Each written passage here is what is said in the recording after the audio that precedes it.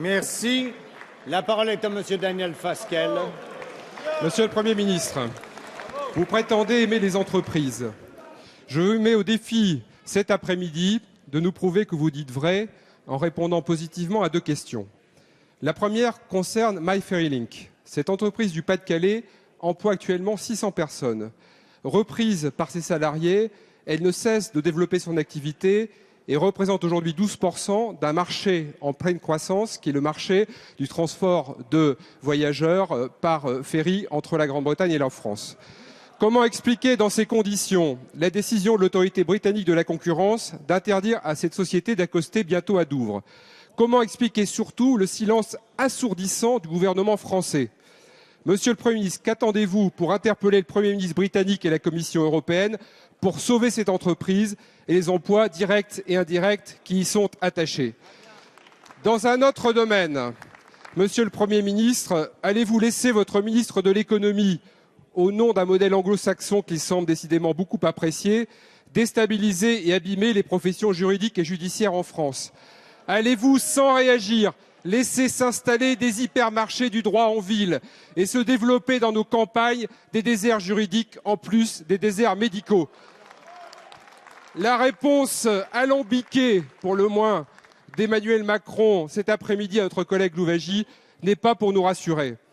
Monsieur le Premier ministre, un député de votre propre majorité expliquait en commission spéciale que la loi Macron, je cite, c'est un éléphant qui fonce à 100 à l'heure dans un magasin de porcelaine.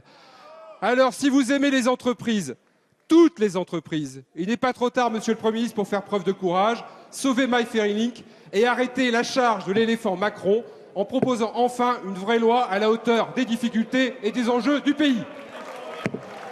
Monsieur Emmanuel Macron, si vous voulez bien charger, s'il vous plaît.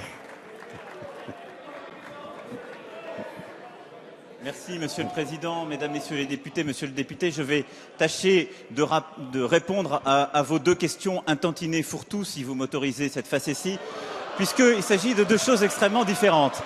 La première, vous faites référence à la décision d'une autorité britannique et en aucun cas européenne. Et donc, comme nous l'avons rappelé, nous n'y pouvons malheureusement rien.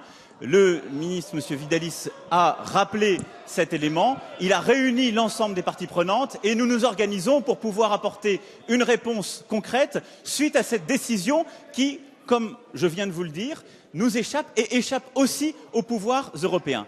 Pour revenir ensuite sur la caricature que vous souhaitez faire de la réforme des professions réglementées du droit que porte ce texte et sur laquelle, hier, la garde des Sceaux comme moi-même avons eu l'occasion déjà de nous exprimer et que les prochains jours nous permettront de développer. Non, en aucun cas, Monsieur le député Fasquelle, il ne s'agit d'un modèle anglo-saxon du droit. Nous réformons la formation des tarifs, nous réformons la capacité à créer des interprofessions et nous réformons la libre installation de manière régulée et encadrée. L'anglo-saxonisation du droit, la marchandisation du droit, mais qu'est-ce que c'est? C'eût été d'ouvrir, en effet, l'exclusivité des actes juridiques. C'est comme l'a rappelé hier la garde des Sceaux devant vous, d'abandonner précisément l'acte authentique pour les notaires. Rien n'est fait dans ce texte sur ce sujet.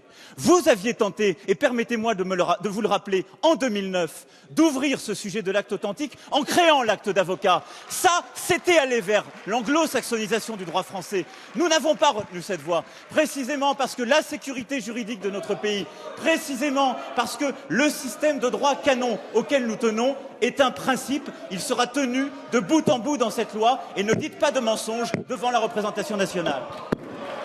Merci, Monsieur